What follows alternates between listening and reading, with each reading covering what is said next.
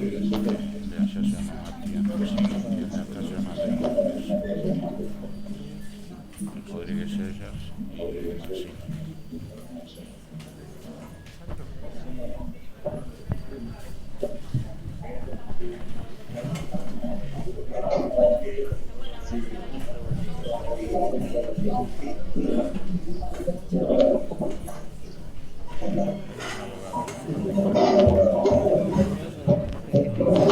Sí, sí, sí. Por favor, les pido silencio. Buenos días. Por favor, el retorno. Bueno, buenos días. Este es el Tribunal Oral Federal número 4 de San Martín. Se da comienzo a la audiencia por las causas acumuladas de número interno 3.622, 3.623, seguida a los señores Raúl Guillermo Pascual Muñoz, Jorge Norberto Apa, Roberto Bernardo D'Ambrosi, Jorge Eligio Vano, Eduardo Eleuterio Ascheri, Carlos Blas Casuccio, Luis Ángel Firpo, Alberto Daniel Sotomayor y Marcelo Cinto Curtó, por la posible comisión de los delitos de homicidio agravado, privación ilegítima de libertad, tormentos y demás. Señora secretaria, por favor, informe la presencia de las partes. Señor presidente, se encuentra en representación de la Secretaría como querellante, de la Secretaría de Derechos Humanos de la Nación, el doctor Anichiarico, de la Secretaría de Derechos Humanos de la Provincia de Buenos Aires, el doctor Chichi Sola y la doctora Michelena. En representación de las abuelas de Plaza de Mayo, el doctor Pablo Lachener. En representación de la señora Dolores Eloísa Guadix, el doctor Rafael Flores. Y por varios querellantes, los doctores Yonto y el doctor Lombardi. Asimismo, se encuentran también presentes en la sala la doctora Gabriela Sosti y el doctor García Berro, en representación del Ministerio Público Fiscal. Por los imputados, se encuentra presente el imputado Raúl Guillermo Pascual Muñoz, representado por el doctor, asistido por el doctor Boltindari, el imputado Jorge Norberto Apa, asistido por el doctor Hernán Corigliano, el imputado Roberto Bernardo D'Ambrosi por el doctor Sevillano, de la Defensa Pública Oficial, el imputado Jorge Eligio Vano, también por el señor Defensor Oficial, el señor Marcelo Cinto Curtó, también por el señor Defensor Oficial, y tenemos también por el Defensor Oficial, asistido por él, al señor Luis Ángel Firpo con una videoconferencia desde Mar del Plata y al señor Alberto Daniel Sotomayor con una videoconferencia desde Tucumán. Asimismo, le informo que el imputado Carlos Blas Casuccio se encuentra internado. A ver, perdón, un segundo. ¿Cómo se hace?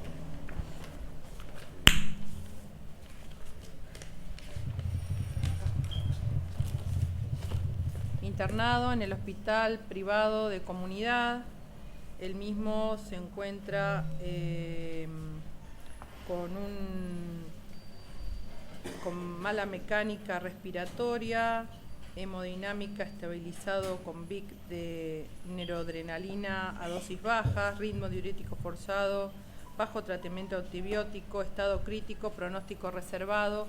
Esto fue en la unidad de terapia intensiva y esto fue informado el día viernes pasado.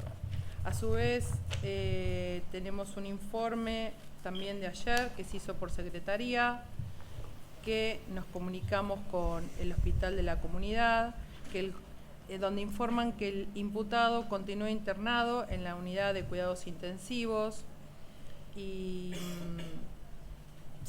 simplemente que vamos a hacer la videoconferencia entonces solamente con el imputado Firpo. Finalmente, el imputado Eduardo Eleuterio Ascheri no ha comparecido a esta audiencia y tengo entendido que el señor defensor oficial va a informarnos sobre su inasistencia. Sí, tengo la palabra. Gracias, señor presidente. Excelentísimo tribunal. Es correcto lo que se informa por secretaría. En horas de la mañana, muy temprano, recibimos un llamado a la Defensoría Oficial haciéndonos saber que el señor Ascheri se encontraba afectado en su salud. No tenemos mayores precisiones porque todavía no lo vio un galeno de la especialidad, pero por lo que el hijo nos refiere, presenta un cuadro de broncoespasmo severo que lo impedía inclusive de realizar algunos movimientos como por ejemplo salir de la cama o vestirse y demás. Ya fue solicitada el auxilio del galeno de la obra social a la cual él pertenece. Desde hace más o menos una hora se nos había informado que el médico había resuelto ir a ese domicilio en un horario de aproximadamente 2 horas, con lo cual, si estamos a lo que se nos informó y eso resulta de ser de esa manera, faltaría 1 hora para que el médico pueda asistirlo. Eso es todo lo que pudimos conocer y saber del señor Ascheri. Y con relación a lo que mencionaba la secretaria del señor Casuccio, el cuadro al día de hoy continúa en esos mismos términos, por lo cual quedaría pendiente para el tribunal, en todo caso, resolver si va a suspender el proceso respecto de mi asistido, toda vez que la audiencia va a estar por comenzar el día prontamente. Bien, gracias, doctor. Señor presidente, perdón, disculpen. Con relación a lo que acaba de informar el defensor de Ascheri, creo que corresponde que el examen que se le haga vaya alguien del cuerpo médico también, no solamente un médico de la obra social está claro. particular. De todas maneras, hoy no vamos a iniciar el proceso respecto de él, esto está claro, de pero Ascheri, y sí, eso, quédese tranquila. Asentamos entonces que vamos a disponer el día de la fecha un reconocimiento médico para determinar el estado de gravedad. En el caso del señor Casuccio es diferente porque tenemos los informes que nosotros... sí, esto como es un episodio sorpresivo y... Claro, efectivamente. Hasta ayer el último informe que tuvimos era que continuaba grave, con lo cual cuando se puedan reincorporar comenzaremos respecto de ello.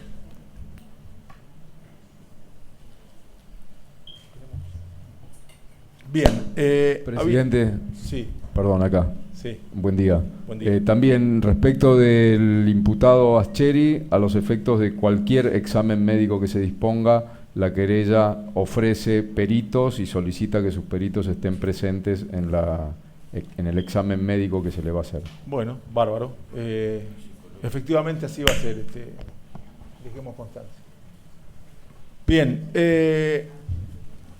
Habiéndose iniciado formalmente el debate, algunas cuestiones que considero como presidente que deben quedar bien claras, fundamentalmente por respeto al proceso y a la gravedad de los hechos que se van a ventilar. Yo sé que puede resultar hasta antipático para el público en especial esta cuestión de las pulseras y todo esto, pero hay mucha demanda de espacio en términos de gente, para el poco lugar que hay. Si ustedes observan la sala, la sala tiene 4 salidas. Si hay cualquier siniestro en el edificio, 3 salidas son para adentro del edificio. 3 salidas, esas 2 puertas dan para adentro y esa escalera es para arriba. Es decir, si hay una emergencia, solo tenemos esa pequeña puerta para evacuar. Con lo cual, lamentablemente, tenemos un número clausus de personas y se irá en esa... Hoy, por ser el comienzo de la audiencia, es que se permite que la gente esté parada y todo, pero en lo sucesivo se tendrán que arbitrar los medios a los efectos de turnarse en los intermedios por una cuestión de seguridad para todos. Punto primero, eso. Siguiendo con las cuestiones que hacen a los hechos, Nosotros somos un tribunal, a los que nos conocen, somos muy amplios en cuanto a la contención, al apoyo que las víctimas y los testigos deben recibir, y en ese sentido nunca hemos tenido observaciones a los aplausos al finalizar una audiencia. Ahora bien, cualquier situación que se suceda fuera de eso, estos abucheos, silbidos, que cuando alguna de las partes está ejerciendo su ministerio, yo perciba que hay incomodidad, que hay molestia en el público, suspendo la audiencia, desalojo la sala y continúo con las partes. Solamente, insisto, en respeto a los hechos que se ventilan. Esto debe tener una solemnidad en función a los hechos que se ventilan, que son de nuestro pasado reciente. Párrafo aparte, nosotros hemos solicitado, las partes lo saben porque han sido notificados, un cuarto juez, sobre todo en la importancia no solamente del juicio, sino en la extensión temporal, ¿sí? Lamentablemente las partes han tomado conocimiento, no damos abasto en términos de juicios y de fechas y de audiencias. La doctora Morgese, Claudia Morgese, del Tribunal Oral Federal número 5, es quien ha salido como cuarta juez, y desde principio de año hasta septiembre tiene fechas de audiencia a los 5 días. Motivo por el cual, entre las soluciones que se acordaron es, como la audiencia es grabada y filmada, si las partes no tienen objeción, llegado el caso, le va a enviar, nosotros le vamos a enviar diariamente al finalizar las audiencias cuando tenemos los DVD, para que ella los vea, los tenga. Si las partes no tienen ninguna objeción, así vamos a proceder. El Ministerio Público no tiene objeciones. Tampoco, presidente. ¿Las querellas? Tampoco, gracias. ¿Las defensas? No hay objeción. Bien. Esto especialmente para las partes. La audiencia se va a filmar y se va a grabar, con lo cual les pido siempre que hablen al micrófono. En el acta vamos a dejar estrictamente lo necesario en función a que está grabada y filmada, y además, si la Corte se aviene, nos van a mandar a partir de la próxima audiencia unos taquígrafos, con lo cual eso va a ser, tanto las grabaciones como las actas de los taquígrafos van a formar parte del acta que van a ustedes poder compulsar y solicitar en cualquier momento. Por otro lado, con relación al horario, les pido a las partes, por favor, esta cuestión de cumplir con el horario, esto es, estemos a las 9 para poder empezar 9:30. Yo entiendo las problemáticas que tenemos, los que nos tenemos que movilizar por el ámbito jurisdiccional y por los aledaños, pero justamente para tener un debate tranquilo, un debate que no nos agotemos, no nos fatiguemos, es que les ruego, por favor, el cumplir con el horario. Con relación a los pedidos de documentación que las partes tengan que hacer a lo largo del proceso, les ruego, por favor, que sea antes de la audiencia, habida cuenta que nosotros no tenemos sede en este lugar, y les pido que, por favor, lo que tengan que peticionar sea audiencia siguiente, para que nosotros nos permita poder traerlo, porque tenemos que trasladarlo desde la sede del tribunal.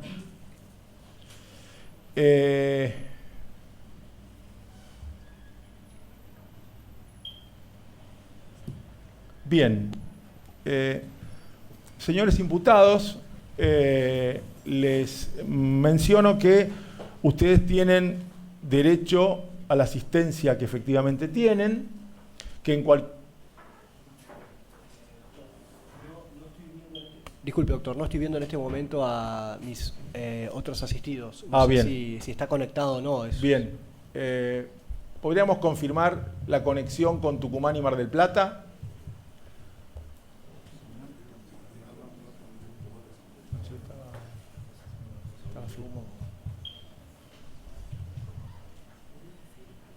Bien, buen día. ¿Me escuchan?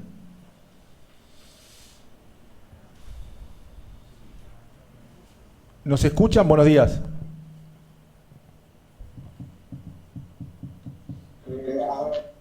Sí, súbelo.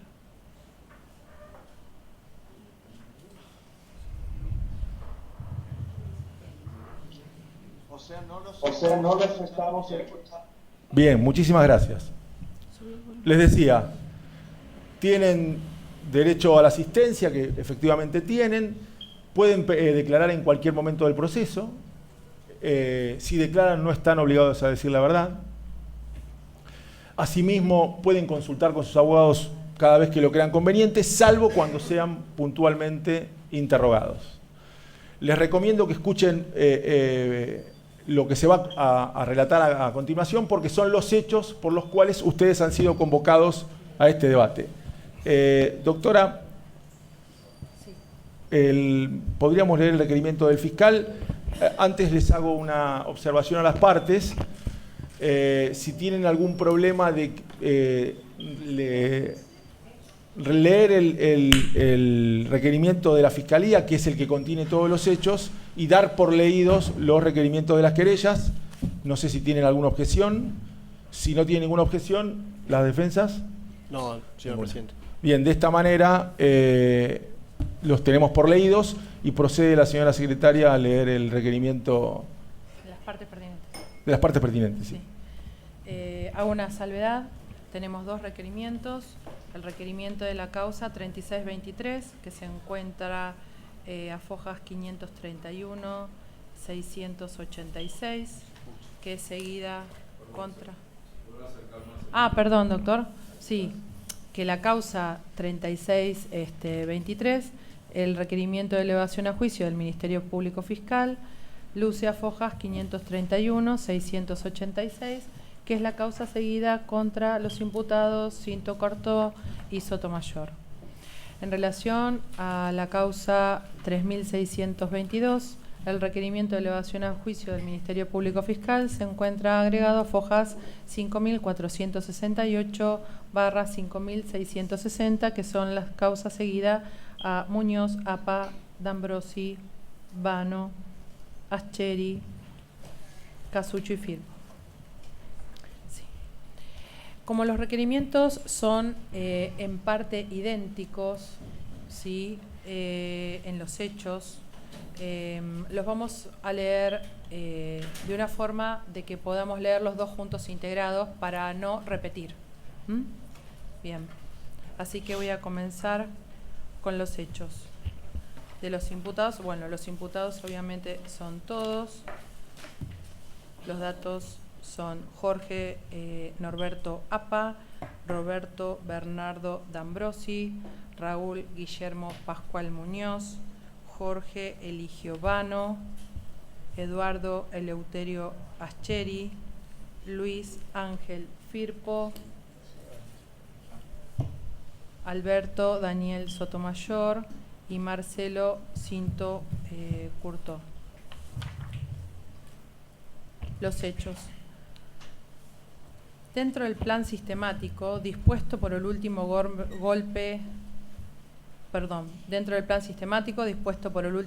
de facto que asumió el poder del golpe de Estado el 24 de marzo de 1976, se produjeron los hechos enmarcados en la contraofensiva montonera. En este contexto, le indicamos a los aquí imputados, en virtud de los cargos que ostentaban, el haber arbitrado todos los medios necesarios dispuestos a sus alcances para que se produjeran los hechos delictivos investigados en este proceso. En ese sentido, se ha acreditado que Jorge Norberto APA se desempeñó como jefe de la División de Inteligencia Subversiva Terrorista, dependiente del Departamento Interior de Jefatura 2,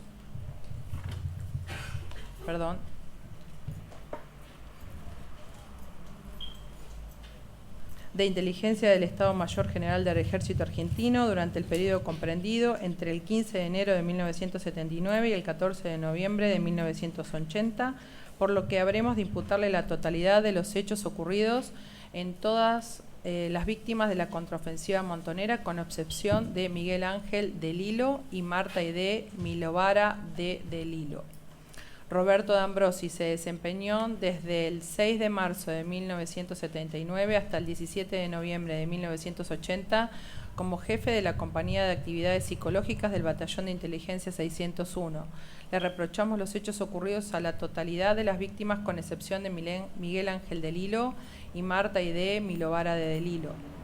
Luis Ángel Firpo se desempeñó en el periodo comprendido desde el 3 de diciembre de 1974 hasta el 31 de agosto de 1980 como jefe de la Central Contrainteligencia y jefe de la División Seguridad del Batallón de Inteligencia 601.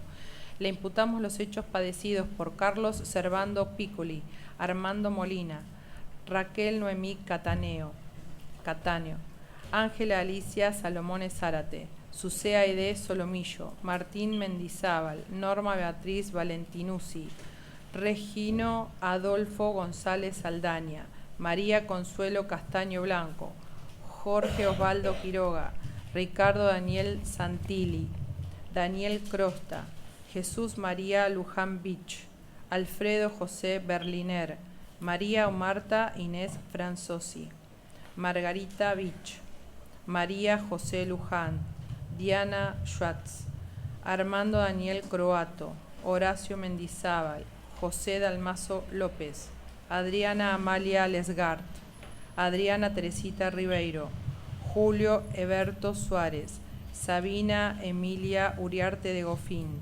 Sabina Miriam Gofín, hija, Rodolfo Omar Gofín, Héctor Rafael Fernández, Elena Cristal, Verónica Seisdedos, Manuel Fernández, Diego Mendizábal, Benjamín Ávila, Sara Ernesta Sermoglio, María Antonia Berger, Alicia Esther Mateos, Guillermo Amarilla, Sara Isabel Ponti, Jorge Alberto Pared, Rubén Darío Amarilla, Marcela Esther Molfino, Bernardo Daniel Tolchinsky, Ana Dora Weinsen, Luis Alberto Lera, Patricia Susana Ronco, Carmen Graciela Rivero y Enrique Pecoraro. Raúl Guillermo Muñoz se desempeñó en el periodo comprendido desde el 15 de enero de 1980 hasta el año 1982 como jefe del Departamento Personal del Estado Mayor del Comando de Institutos Militares. Se le imputan los hechos que damnificaron a Ángel Carabajal, Julio César Genout, María Verónica Cavilla, Mariana Gangiroli, Matilde Adela Rodríguez, Miriam Antonio Frerich, Ernesto Emilio Ferré Cardoso, Raúl Milber, Marta Elina Libenson, Ricardo Marcos Zucker, Mónica Susana Pinus, Horacio Domingo Campiglia, Jorge Oscar Benítez Rey, Ángel Servando Benítez, Ángel Horacio García, Salvatore Privitera, Tony Agatina Mota, Federico Guillermo Frías Alberga, Gastón Dilón, Mirta Beatriz Simonetti, Antonio Luis Tobo, María Inés Raberta, Noemí Esther Gianetti de Molfino, Julio César Ramírez, Arturo Fidel Dean, María Luisa Bregant, Jorge Omar Adur, Lorenzo Ismael Viñas, Juan Carlos Silva, Alfredo Ángel Lires, Graciela Isabel Álvarez, Nora Inés Gilb, Daniel Vicente Cabezas, Martín Gervasio Guadix, Edith Aixa Bona, María de Lourdes Martínez Zaranda, Francisco Luis Goya, Carlos Rubén Marcón, Silvia Noemí Tolchinsky, Nora Alicia Larrubia, Carlos Segismundo Cariz, Héctor Amílcar Archeri, Luis Alberto Fleitas, Hugo Rogelio Bocouber, Alcira Enriqueta Machi, Miguel Ángel del Hilo, Mirta Aide Milovara del Hilo. Jorge Eligio Vano se desempeñó desde el 14 de febrero de 1979 hasta el 16 de octubre de 1980 como jefe de la División Operaciones del Departamento de Inteligencia del Comando de Institutos Militares. Le imputamos los hechos que damnificaron a la totalidad de las víctimas, con excepción de Alcira Enriqueta Machi, Miguel Ángel del Hilo y Mirta Aide Milovara del Hilo. Eduardo Eleuterio Ascheri se desempeñó en el periodo comprendido desde el 16 de octubre de 1978 hasta el 29 de noviembre de 1979 como jefe de la División Planes del Departamento de Inteligencia del Comando de Institutos Militares y le imputamos los le imputamos los hechos que damnificaron a Carlos Servando Piccoli, Armando Molina, Raquel Noemí Cataño, Angélica Alicia Salomone Zárate, Susana Aide Solomillo, Martín Mendizábal, Norma Beatriz Valentinuzzi, Regino Adolfo González Aldaña, María Consuelo Castaño Blanco, Jorge Osvaldo Quiroga, Ricardo Daniel Santilli, Daniel Crosta, Jesús María Luján Vich, Alfredo Jacer Berliner, María o Marta Inés Franzosi, Margarita Vich, María José Luján, Diana Schwartz, Armando Daniel Croato, Horacio Mendizábal, José Dalmacio López, Adriana Amalia Lesgart, Adriana Teresita Ribeiro, Julio Eberto Suárez, Sabina Emilia Uriarte de Gofín, Sabina Miriam Gofinija, Rodolfo Omar Gofín, Héctor Rafael Fernández, Elena Cristal, Verónica Seisdedos, Manuel Fernández, Diego Jofer Mendizábal y Benjamín Ávila, Sara Ernesta Sermoglio, María Antonia Berger y Alicia Esther Mateos.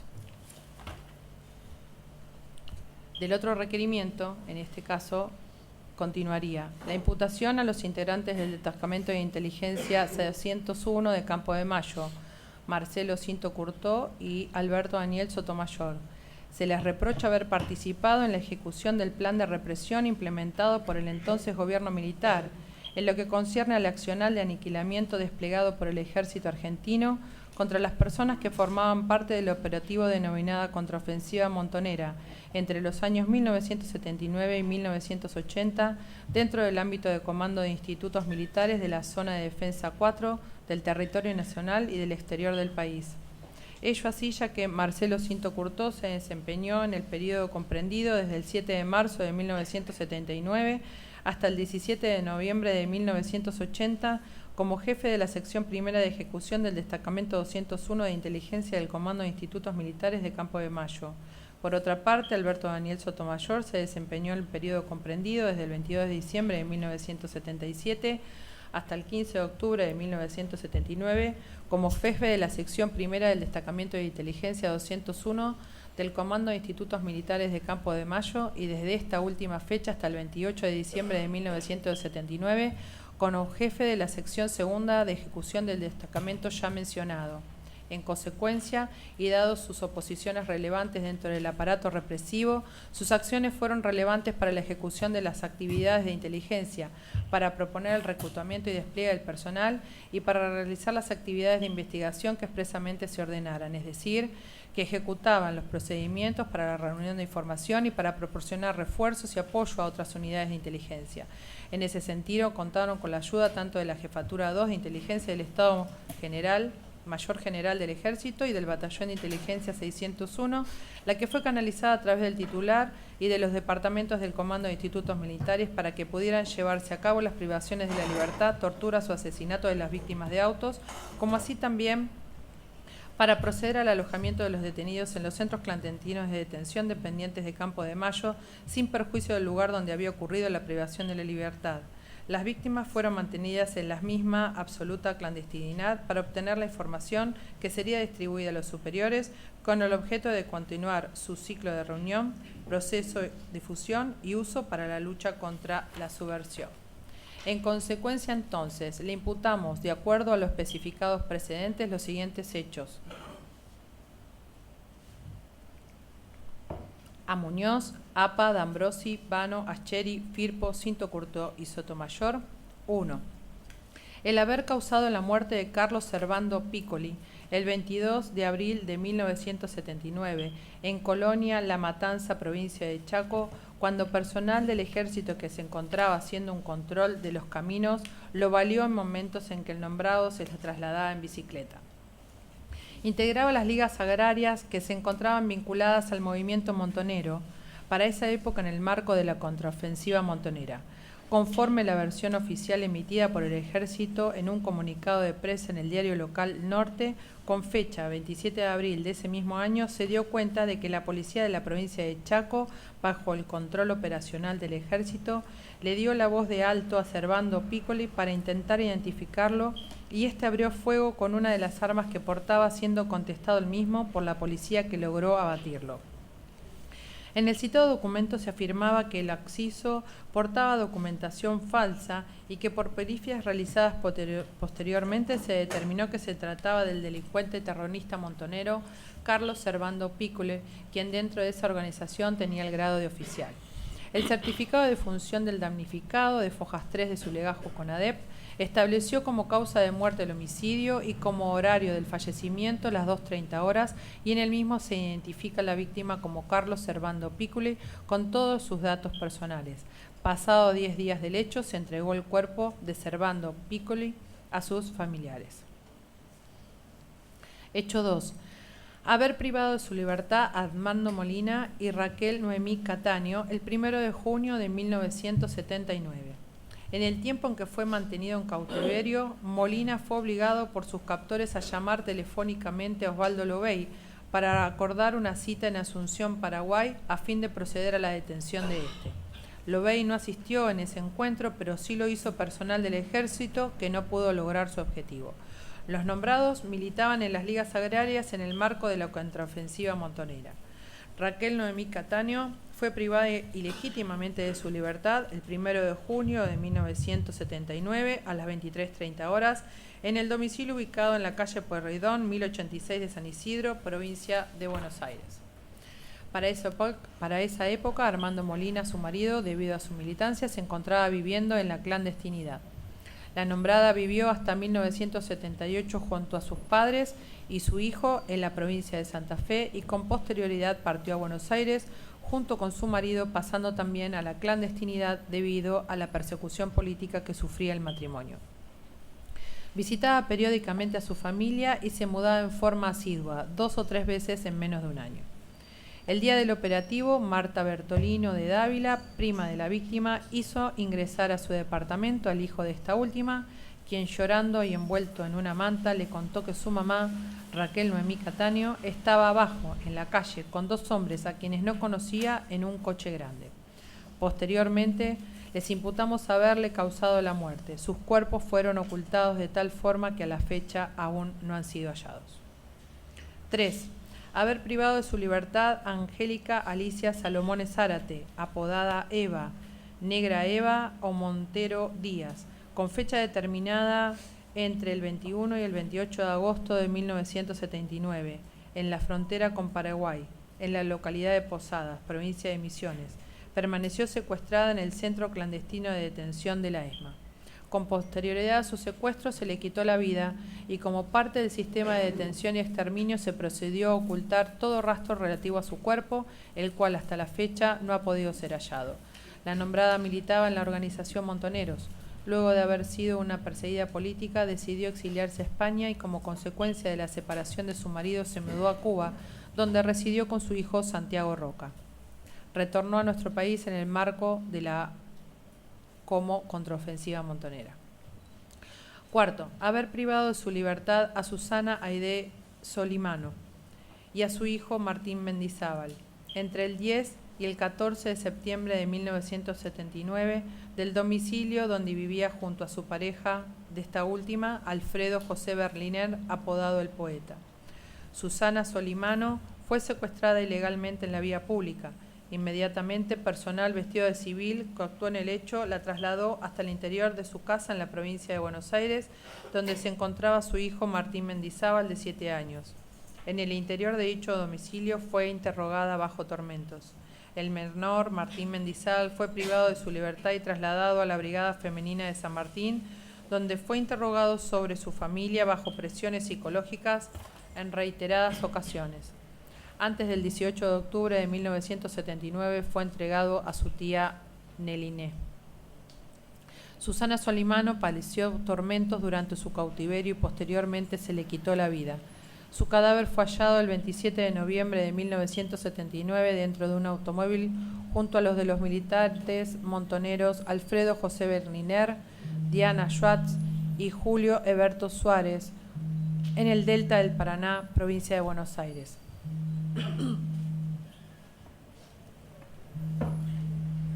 Conforme surge de la nota periodística agregada a Foja 683, la muerte de Solimano junto con los antes nombrados fue enmascarada bajo la forma de un accidente automovilístico. Solimano estuvo exiliada en México y regresó al país como parte integrante de la contraofensiva montonera en el mes de mayo o junio de 1979. De su unión con Horacio Mendizábal nació el menor Martín Mendizábal. Horacio Mendizábal también fue víctima del terrorismo de Estado y participó de la contraofensiva montonera. A la fecha de ser privada ilegítimamente de su libertad, se encontraba viviendo en la clandestinidad. Quinto, haber privado de su libertad a Norma Beatriz Valentinuzzi, apodada María, el 11 o 12 de septiembre de 1979, cerca de su domicilio ubicado en la calle Bonifacini 5045 en Caseros, 3 de febrero, provincia de Buenos Aires.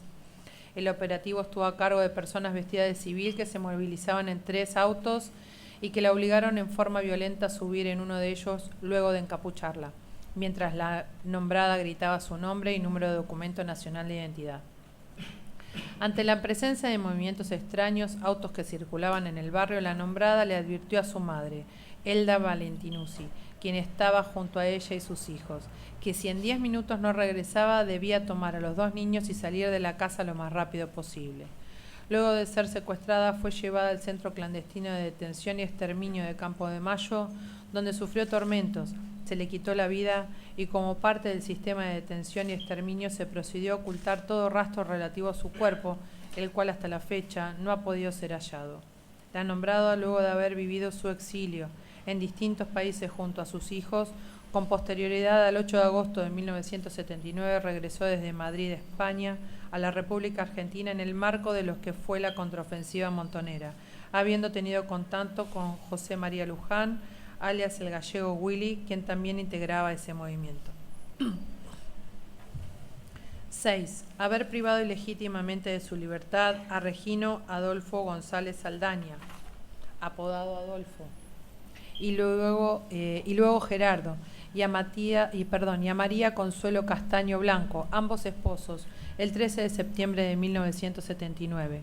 Regino González Saldaña fue secuestrado cuando se dirigía hacia su trabajo luego de salir de su domicilio situado en la calle Ituzaingó, 4642 de Munro, provincia de Buenos Aires.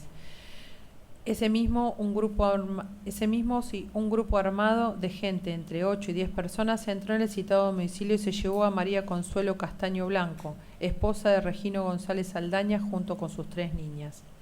Con posterioridad al secuestro de Regino se le interrogó bajo tormentos y se le quitó la vida, y como parte del sistema de detención y exterminio se procedió a ocultar todo rastro relativo a su cuerpo, el cual hasta la fecha no fue hallado.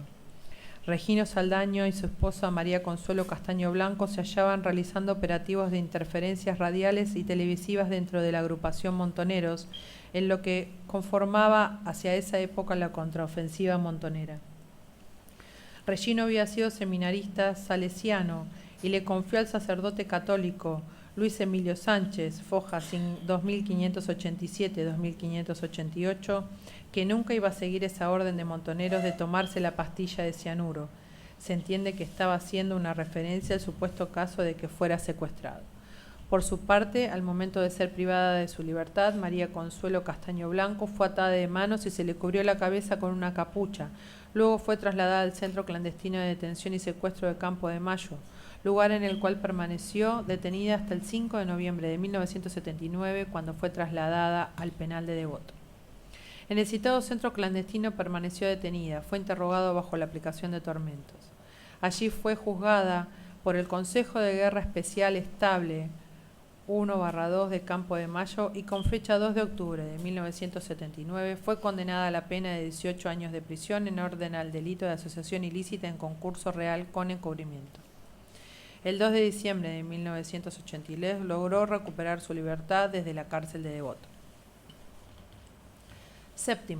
haber privado ilegítimamente de su libertad a Jorge Osvaldo Quiroga, el 14 de septiembre de 1979 en La Plata, provincia de Buenos Aires. Con posterioridad al secuestro se le quitó la vida, hechos que aquí imputamos.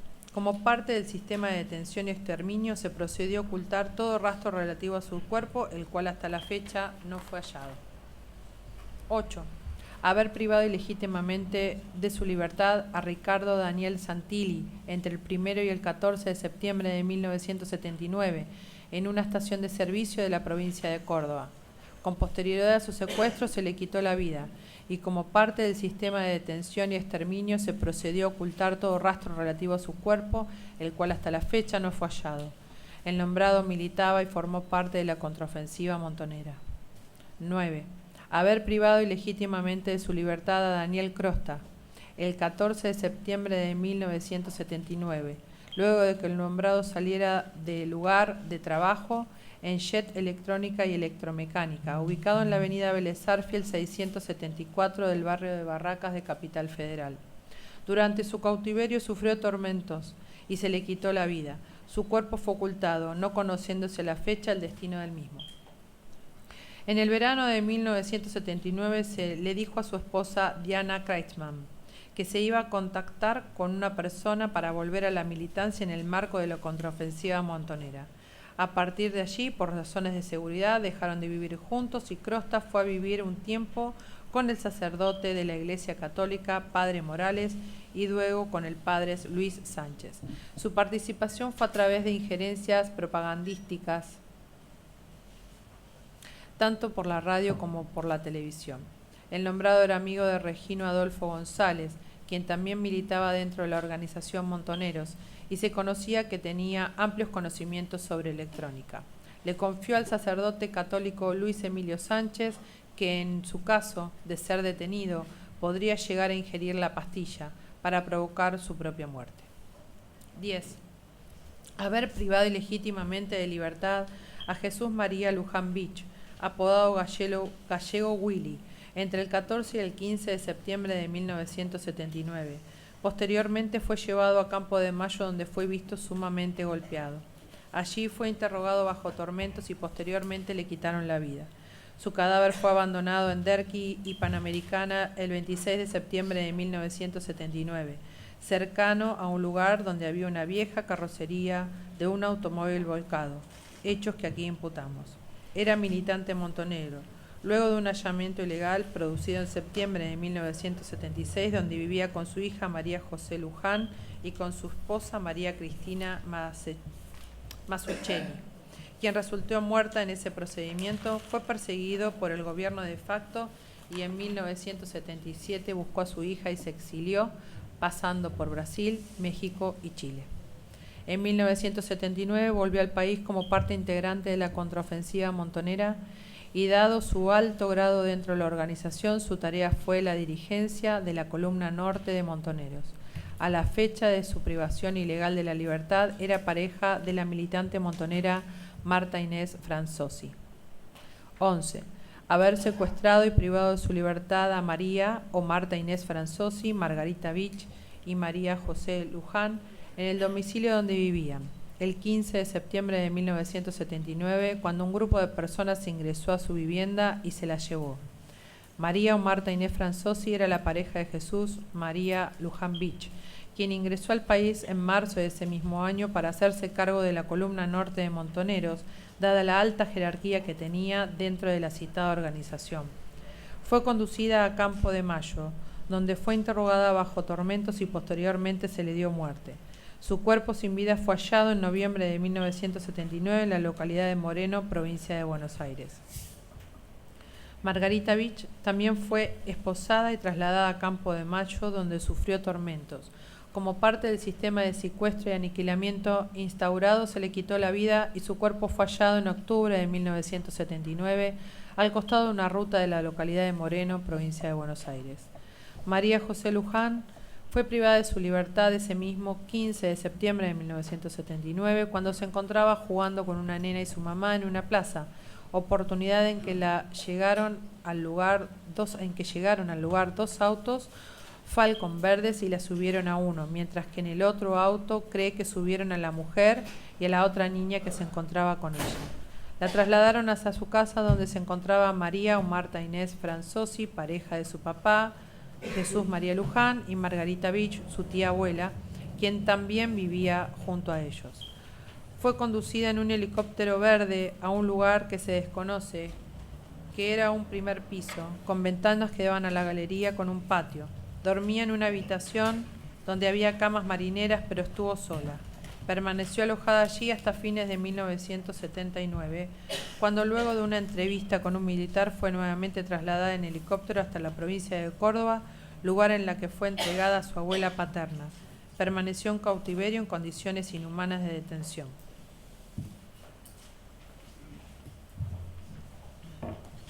Número 12. Haber privado de la libertad a Alfredo José Berliner entre el 14 y el 15 de septiembre de 1979. Haberlo hecho padecer tormentos y posteriormente haberle quitado la vida. Su cuerpo fue hallado sin vida dentro de un automóvil Peugeot 405 color rojo, junto a los cuerpos de quienes posteriormente fueron identificados como Susana Solimano, Schwartz y Suárez, y en el Delta del Paraná, provincia de Buenos Aires, el 27 de noviembre de ese año, en circunstancias en que se trató de simular un accidente automovilístico. El cuerpo de Berliner estaba ocupando el lugar del conductor del vehículo y del bolsillo derecho del pantalón se le pudo extraer una billetera de color negro conteniendo 18.000 pesos y una cédula de identidad a nombre de Alfredo José Berliner. Asimismo, en un bolso femenino se rescató una cédula de identidad a nombre de Susana Inés Solimano y la suma de 25.000 pesos. Los restantes acompañantes fueron identificados como Diana Schwartz y Julio Eberto Suárez. Número 13.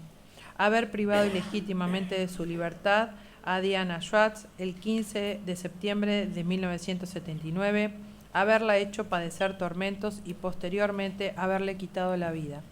Su cadáver fue hallado el 27 de noviembre de 1979 dentro de un automóvil en el Delta del Paraná, provincia de Buenos Aires, junto al de Solimano, Berliner y Suárez, quienes eran considerados subversivos por su militancia en la organización Montoneros, y en los tres casos habían sido secuestrados entre el 15 y el 20 de septiembre Solimano, entre el 14 y el 15 de septiembre Berliner y el 29 de septiembre del mismo año Suárez. La misma, hacia 1977, era militante de la agrupación peronista Auténtica y estuvo detenida. En orden a ello, el Poder Ejecutivo Nacional, por decreto número 2012 del 77, le negó la salida del país el 18 de abril de 1977 y posteriormente, por decreto 2044 del 78, se la permitió, exiliándose con destino a España. Posteriormente reingresó al país formando parte de la contraofensiva montonera. 14. Privación ilegal de la libertad de Julio Eberto Suárez, ocurrida el 29 de septiembre de 1979 en la capital federal, cuando debía encontrarse con Lázaro Roca en el hotel donde se hospedaba. Desde ese lugar habría llamado a su compañera, a la que le dijo que no tenía escape, ya que estaba rodeado. Posteriormente, su cuerpo fue hallado sin vida el 27 de noviembre de 1979 dentro de un automóvil en el Delta del Paraná, provincia de Buenos Aires, junto a Solimano, Berliner y Suárez, quienes eran considerados subversivos por su militancia en la organización Montoneros, y en los tres casos habían sido secuestrados entre el 15 y el 29 de septiembre de 1979. Durante su cautiverio padeció tormentos. Número 15. Los homicidios de Armando Daniel Croato y Horacio Mendizábal, producidos entre el 17 y el 19 de septiembre de 1979 en la localidad de Munro, provincia de Buenos Aires. Siendo alrededor de las 13:15 horas, los nombrados fueron heridos en un presunto tiroteo en el que intervinieron distintas fuerzas. Los disparos les causaron la muerte entre el 17 y el 19 de septiembre de ese mismo año. En relación a Croato, su deceso se produjo como consecuencia de una hemorragia interna por heridas de bala, y su cuerpo fue entregado a los familiares en la morgue de Campo de Mayo. Lo mismo sucedió con Horacio Mendizábal, quien también murió como consecuencia de las heridas de bala entre el 17 y el 19 de ese mismo mes, y su cuerpo fue entregado a los familiares en la morgue de Campo de Mayo. Ambos eran dirigentes montoneros y estaban militando en el marco de la contraofensiva montonera. Croatto era buscado por las fuerzas de seguridad desde noviembre de 1976. Desde su exilio en Madrid, España, decidió regresar a la Argentina junto a su mujer, Susana Cristina Bardinelli, y sus 2 hijos en el marco de la denominada contraofensiva montonera. Número 16. Haber privado ilegítimamente de la libertad a José Dalmazo López el 20 de septiembre de 1979 en la localidad de Granbur, provincia de Buenos Aires, cuando regresaba a su casa luego de salir del trabajo. El nombrado, antes del golpe de Estado de 1976, trabajaba en la fábrica Sulfacid y desarrollaba actividad gremial. En tanto había recibido numerosas amenazas, se exilió a Madrid, España, junto a su familia. En el año 1979 regresó a la República Argentina, formando parte de la contraofensiva montonera, teniendo militancia en las ligas agrarias, el mismo día en que se realizó un allanamiento ilegal en su domicilio y como consecuencia se privó de la libertad a su esposa Sara Roldán, también se lo privó al nombrado de la libertad. Posteriormente, imputamos haberle causado tormentos durante su cautiverio y haberle quitado la vida. Su cuerpo fue ocultado de manera que a la fecha aún no fue encontrado. 17. Haber privado ilegítimamente de su libertad a Adriana Amalia Lesgart, el 21 de septiembre de 1979 en la Avenida de Mayo, número 500 de Capital Federal, cuando se retiraba de la sede de la Comisión Interamericana de Derechos Humanos de la OEA. Posteriormente la condujeron a un lugar en el que se encontraban privadas de su libertad otras 40 personas, entre ellas Ana Dora Weisen, Daniel Tolchinsky, Berger, Guillermo Amarilla, Marcela Molfino de Amarilla, mujer de Maggio, Zucker, su mujer, y Horacio Campiglia. Luego de ser privada de la libertad, padeció tormentos y finalmente se le quitó la vida, hechos que aquí imputamos. Su cuerpo fue ocultado de forma tal que a la fecha aún no fue hallado. La nombrada se desempeñaba como responsable de la política de derechos humanos dentro de la organización Montoneros y estaba en continua comunicación con los familiares de desaparecidos. Estaba en París y desde allí coordinaba la tarea y regresó a la Argentina en la época de la contraofensiva montonera, teniendo como tarea contribuir a la Comisión Interamericana de Derechos Humanos que pudiera venir al país. Número 18. Haber privado de su libertad a María Antonia Berger, el 16 de octubre de 1979 en la localidad de La Matanza, provincia de Buenos Aires.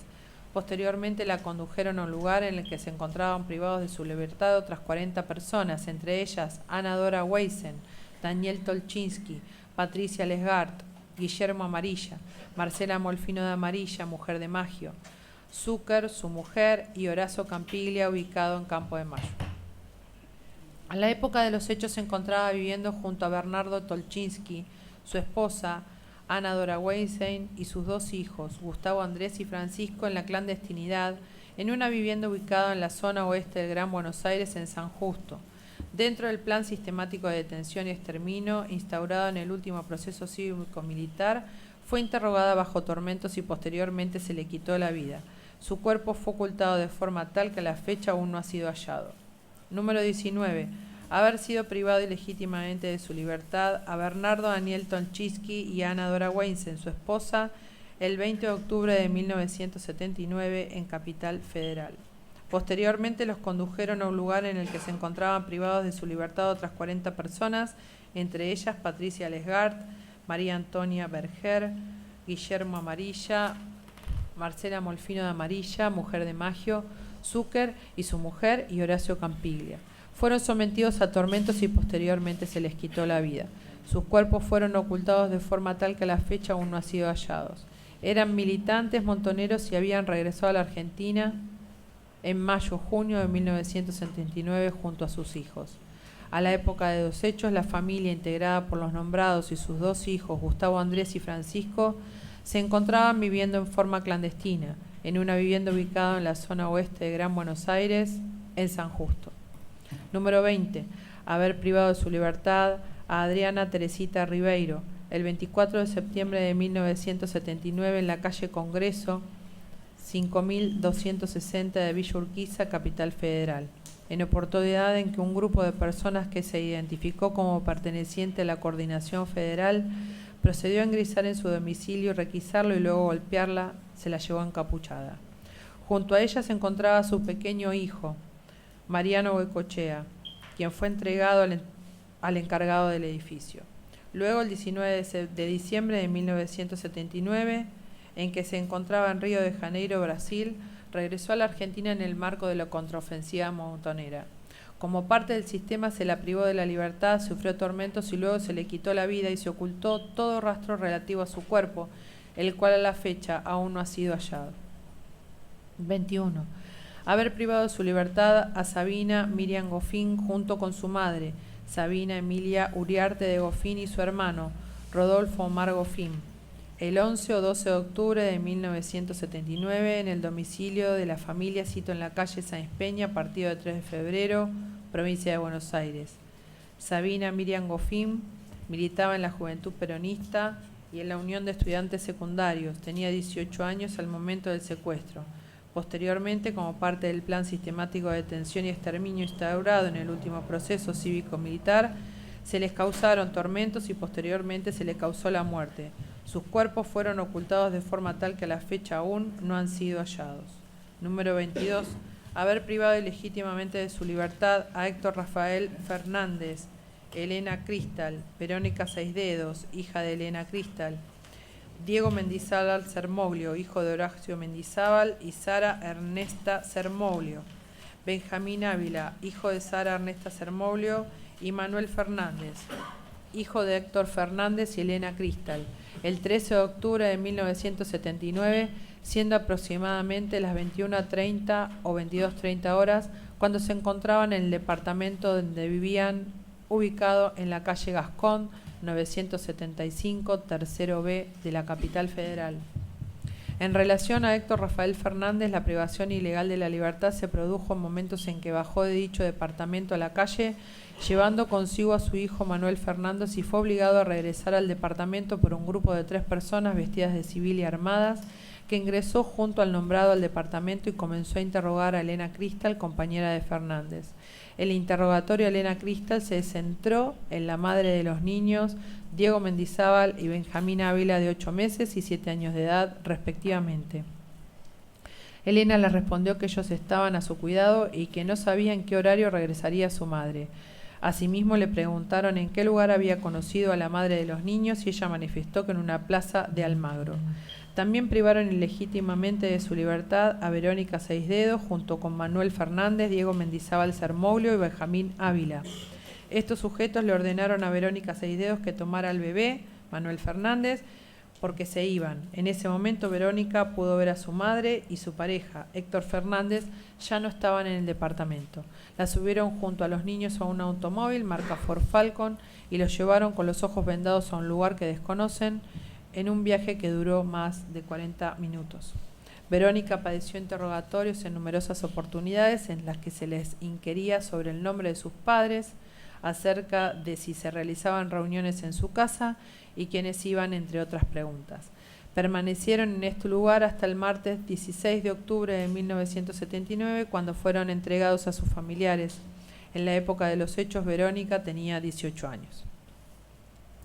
Respecto de Héctor Fernández y Elena Cristal, y como parte del plan sistemático de detención y exterminio instaurado en el último proceso cívico-militar, sufrieron tormentos durante su cautiverio y luego se les quitó la vida y sus cuerpos fueron ocultados de forma tal que a la fecha aún no han sido hallados. Número 23. Haber sido privado ilegítimamente de su libertad a Sara Ernesta Sermoglio, alias María, el 13 o 14 de octubre de 1979 en Capital Federal. A la fecha de los hechos, la nombrada se encontraba viviendo en la clandestinidad y había regresado desde el exterior en el marco de la contraofensiva montonera. El primer contacto que tomó con su familia fue en Semana Santa del año 1979, ocasión en la que le refirió que acababan de llegar al país, que se habían instalado y que si querían ver a los chicos iban a tener que seguir las instrucciones que les iban a dar debido a que tenían que seguir ciertas normas de seguridad porque estaban en la clandestinidad. Durante su cautiverio padeció tormentos y finalmente se le quitó la vida. Su cuerpo fue ocultado de forma tal que a la fecha aún no ha sido hallado. Hechos que aquí imputamos. Número 24. Haber privado ilegítimamente de su libertad a Alicia Esther Mateos, alias Carmen, el 16 de octubre de 1979 en la ciudad de Tapiales, partido de La Matanza, provincia de Buenos Aires. Era militante montonera. A principios del año 1978 le comunicó a su familia que iba a participar activamente en la lucha contra el régimen militar, uniéndose a la resistencia peronista, y a partir de ello pasó a vivir en la clandestinidad. Algunos medios publicaron que había muerto en un enfrentamiento. Durante su cautiverio sufrió tormentos y finalmente se le quitó la vida. Su cuerpo fue ocultado de forma tal que a la fecha aún no ha sido hallado. Hechos que aquí imputamos. 25. Haber privado de su libertad a Guillermo Amarilla, Sara Isabel Ponti, Jorge Alberto Pared, el 17 de octubre de 1979 en la localidad de Ramos Mejía, provincia de Buenos Aires, cuando se encontraba junto a una persona de apellido Testa. En el procedimiento participaron cerca de 12 personas en vehículos no identificados, junto con personal de la Policía de la Provincia de Buenos Aires, Ejército y o Gendarmería, y 2 personas que se identificaron como personal policial de la provincia de Chaco. Posteriormente los condujeron a un lugar en el que se encontraban privados de su libertad otras 40 personas, entre ellas Ana Dora Weisen, Daniel Tolchinsky, María Antonia Berger, Patricia Lesgard, Marcela Molfino de Amarilla, mujer de Maggio, Zucker y su mujer, y Horacio Campliglia, en Campo de Mayo, conforme las declaraciones de Silvia Noemí Tolchinsky, como parte del plan sistemático de detención y exterminio instaurado en el último proceso cívico-militar. Fueron interrogados bajo tormentos y posteriormente se les quitó la vida. Sus cuerpos fueron ocultados de tal forma que a la fecha aún no han sido hallados. Número 26. Haber privado ilegítimamente de su libertad a Rubén Darío Amarilla y a Marcela Esther Molfino, el 17 de octubre de 1979, del domicilio en que vivían en San Antonio de Padua, provincia de Buenos Aires. Rubén Darío Amarilla junto a Marcela Susana Elvira Hetman, su esposa, y los hijos del matrimonio, Mariano y Valeria, de 5 y 1 año y 8 meses respectivamente, y Marcela Molfino junto a su familia, conformada por Guillermo Amarilla, su esposo, y sus 3 hijos, Mauricio, Joaquín e Ignacio, de 5 años, 3 años y 9 meses respectivamente. El hecho se produjo cuando personal perteneciente a las fuerzas de seguridad ingresó a la casa cerca de las 19 horas. En ese horario, uno de los niños le avisó a la señora Hetman que afuera había unos tipos con pistolas. En esos momentos la nombrada salió y observó que su marido, Rubén Darío Amarilla, se encontraba privado de su libertad y le gritaba que rajara, lo cual cumplió yendo a la parte trasera de la casa y saltando por el muro del vecino, no siendo alcanzada por los disparos efectuados por aquellas personas. Marcela Molfina fue emboscada y privada de su libertad. La nombrada permaneció privada de su libertad dentro del centro clandestino de detención y exterminio de Campo de Mayo, donde dio a luz a un niño que recuperó su identidad y se llama Martín Amarilla Molfino. Posteriormente, como parte del plan sistemático de detención y exterminio instaurado en el último proceso cívico-militar, les imputamos haberlos sometidos a tormentos y luego haberles quitado la vida a Rubén Darío Amarilla y Marcela Esther Molfino, y posteriormente haber ocultado sus cuerpos en forma tal que a la fecha aún no han sido hallados. 27. Haber privado ilegítimamente de su libertad a Luis Alberto Lera, el 13 de noviembre de 1979 en Capital Federal. Integraba las ligas agrarias y vivía en la clandestinidad.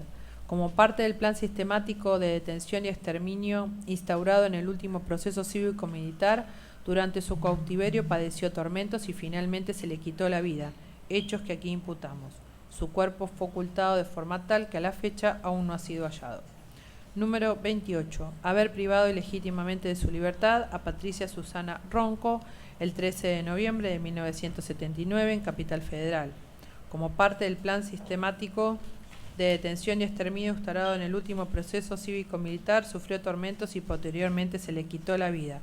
Su cuerpo fue ocultado de forma tal que a la fecha no ha sido hallado. 29. Haber privado ilegítimamente de su libertad a Carmen Graciela Rivero el 13 de noviembre de 1979 en Capital Federal, como parte del plan sistemático de detención y exterminio instaurado en el último proceso cívico-militar. Padeció tormentos y posteriormente se le quitó la vida. Su cuerpo fue ocultado de forma tal que a la fecha aún no ha sido hallado, junto a su marido Rubén Humberto Salvadeo, quien fue asesinado el 15 de enero de 1976. Tuvo conocida militancia en la Universidad Nacional de Córdoba. A partir de esa fecha abandonó su domicilio cinto en la ciudad de Córdoba y desde ese momento se mantuvo en la clandestinidad. Número 30. Haberle causado la muerte mediante disparo de armas de fuego a Enrique Pecoraro el 13 de noviembre de 1979 en horas de la mañana durante un operativo que se llevó a cabo en la compañía de seguros Ruta, ubicado en la calle Rivadavia 9667 de Liniers, cuando personal del Batallón de Inteligencia 601 ingresó a las oficinas de dicha compañía. Su cuerpo fue llevado a la morgue del Hospital Militar hasta que el día 17 de marzo de 1980 fue enterrado como NN en un cementerio de Chacarita. Los siguientes hechos son contra los imputados Cinto Curtó, Muñoz, Apa, D'Ambrosi, Vano, Ascheri y Firpo.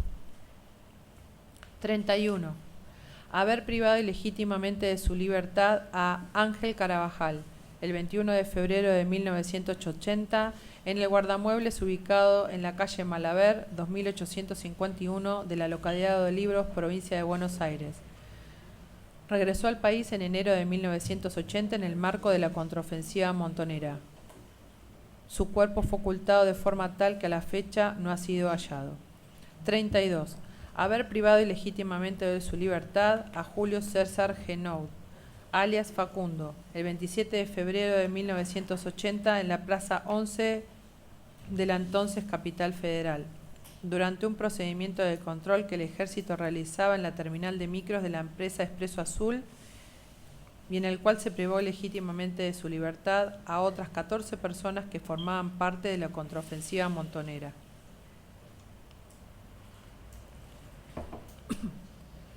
El nombrado permaneció privado de su libertad en Las Cuevas, provincia de Mendoza, y en el centro clandestino de detención ubicado en Campo de Mayo. Conversó con Silvia Tolchinsky el día de la detención de la nombrada, el 9 de septiembre de 1980, manifestándole que había estado detenido junto con Bernardo Daniel Tolchinsky y su esposa, Ana Dora Weisen, en Campo de Mayo. Regresó al país formando parte de la contraofensiva montonera. Les imputamos dentro del plan sistemático de detención y exterminio instaurado en el último proceso cívico-militar, haberle aplicado tormentos y posteriormente haberle quitado la vida, así como haber ocultado su cuerpo de forma tal que a la fecha aún no ha sido hallado. 33. Haber privado ilegítimamente de su libertad a María Verónica Caviglia, alias Cecilia, el 27 de febrero de 1980, cuando regresaba de España en la Plaza 11 de la entonces Capital Federal, durante un operativo que el Ejército realizó en la terminal de micros de la empresa Expreso Azul.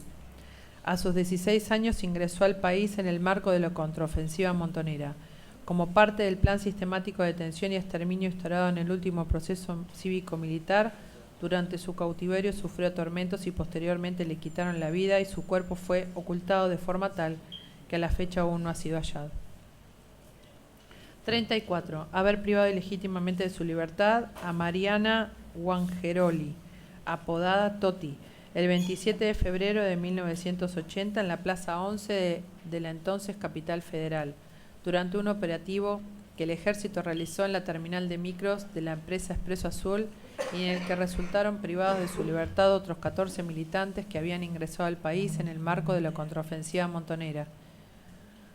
Permaneció ilegítimamente privada de su libertad en un sitio clandestino ubicado en Campo de Mayo, donde padeció tormentos. Perdón, disculpe la interrupción, secretaria. Me acaban de informar a través de la Secretaría de la Defensoría, como no tengo señal acá en el teléfono, que es una cuestión que tendremos que revisar después, que Yo tampoco. el Mar del Plata no está, por eso llamaron a la Defensoría y vino una persona corriendo para acá. El Mar del Plata no están escuchando prácticamente nada, digamos, se escucha Bien. muy mal. Bien. Hacemos un cuarto intermedio, ¿les parece? ¿Les parece? Para restablecer la comunicación y continuamos.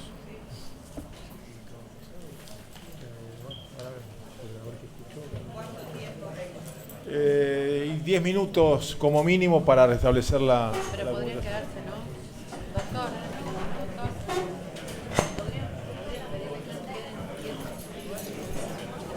No, que desalojen, así vemos qué es lo que pasa, podemos hablar con esta gente.